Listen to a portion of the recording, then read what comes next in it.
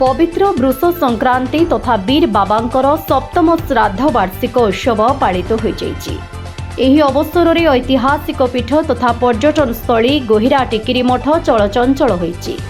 गोहिरा टिकिरी मठर पूर्व मठाधीश प्रसिद्ध वीर बाबांकर सप्तम श्राद्ध वार्षिक अवसर में बहु साधु संतक समागम होइथिबा बेले भजन कीर्तन अनुष्ठित हो जाइछि।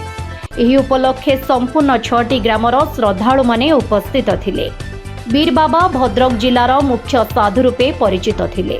से गोविंदगड़िया ग्राम रे जन्मग्रहण करथिले, किंतु संसार ठारू दूरेई रही गोहिरा टिकिरी मठर महंत भावे दीर्घ 40 वर्ष मठरे बिताइथिले। हरि ओम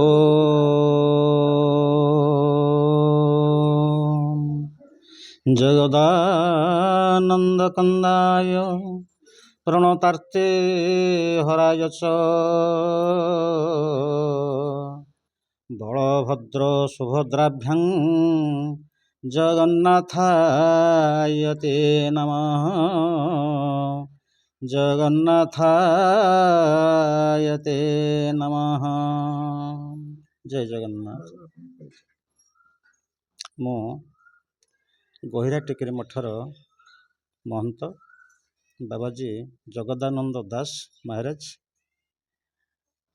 आज हूँ वीर बाबा श्राद्धवार्षिक सप्तम श्राद्धवार्षिक पालन कर किंतु ये अवसर में आप जेहेतु ये प्रभु जगन्नाथ विराजमान प्रभु विषय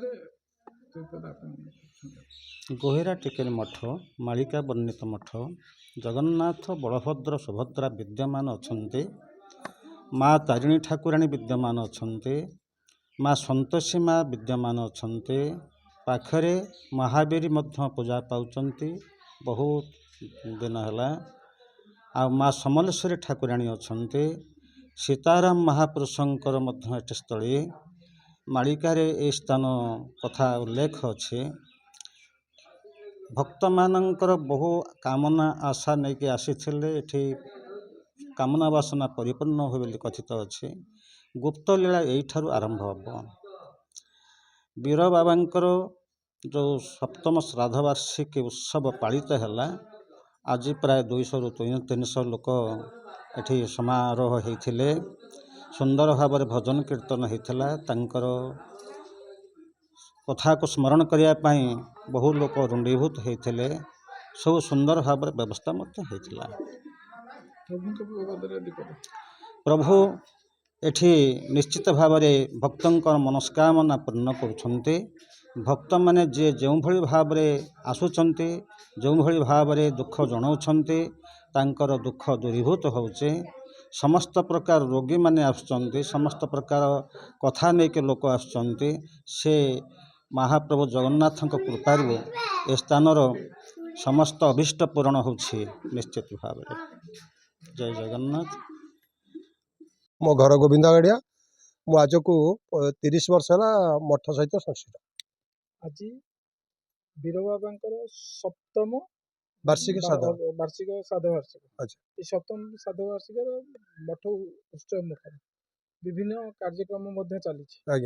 वीर बाबा जन्म आविर्भाव एवं तीर्थधाम ए बाबत कौन कह?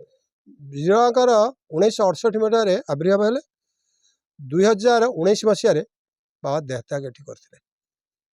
बाबा मठर केते वर्ष काल दायित्व ग्रहण करथिले? बाबा दीर्घ 40 वर्ष काल मठर दायित्व ग्रहण करछंती। दायित्व ग्रहण करिया सहित बाबा समस्तंकर सहयोग रे एठी चाळ छपर घर थिला से घर को पक्का घर परिणत करछंती। छात घर परिणत करछंती महापुरुष घर को। द्वितीय मंदिर करछंती जगन्नाथ मंदिर। तृतीय आपण तारिणी मंदिर होइछि। चतुर्थ आपणकर संतोषिया मंदिर ये बाबा तत्वाधान रही। बाबा तत्वाधान सबकि कार्यक्रम होइछि। वीर बाबा समय बहुत डेभलप होइछि। आज्ञा किंतु वीर बाबा विभिन्न समय विभिन्न कार्यक्रम भी मठर करते क्यों कार्यक्रम करते? एठी आमर वर्षक 12 मास जमी 13 यात्रा हिंदू धर्म में एठी भी सही भाई बैशाख मास पणा संक्रांति पालन करा जाए। अख तृतीय ये महायज्ञ अच्छी विश्वशांति महायज्ञ आज की 24 वर्ष है चलती। तृतीय आपणर ये महापुरुष मेला अच्छी हुए। आपणर स्नान पूर्णिमा में चंदन पूर्णिमा हुए। रक्षाबंधन हुए। जन्माष्टमी पालन करा जाए। ସବୁ ବାବାଙ୍କ ସମୟରେ ସବୁ ବାବାଙ୍କ ସମୟରେ ଚାଲିଥିଲା। ଏବେ ମଧ୍ୟ ତ ସୁଚାରୁ ରୂପେ ଗୋବିନ୍ଦାହାଡ଼ିଆ ଗ୍ରାମବାସୀ ଏ ମଠକୁ ନିଜ ତତ୍ତ୍ୱାବଧାନରେ ରଖି ସୁଚାରୁ ରୂପେ ପରିଚାଳନା କରୁଛନ୍ତି। ବାବାଙ୍କର ଯୋଉ ଜ୍ଞାନ ଅପରମ୍ପରା ଥିଲା ସେ ବିଭିନ୍ନ ସମୟରେ ବିଭିନ୍ନ ମଠ ବାବଦରେ ତତ୍ତ୍ୱ ପ୍ରତିପାଦନ କରିଦେଇ ଯାଇଛନ୍ତି। ଏ ବାବଦରେ କ'ଣ କହିବେ? ବାବା ଆମ ଜାଣିବା ଭିତରେ କମ୍ ଶିକ୍ଷିତ ହେଲେ ମଧ୍ୟ କିନ୍ତୁ ଆଧ୍ୟାତ୍ମିକ ଏତେ ପ୍ରଖର ଯାହାକୁ ଆମେ ବିଭିନ୍ନ ସମୟରେ ଆଲୋଚନାରେ ଦେଖିଛୁ। ବାବା ଯାହା କହନ୍ତି ତା ନିଖୁଣ ସତ୍ୟ।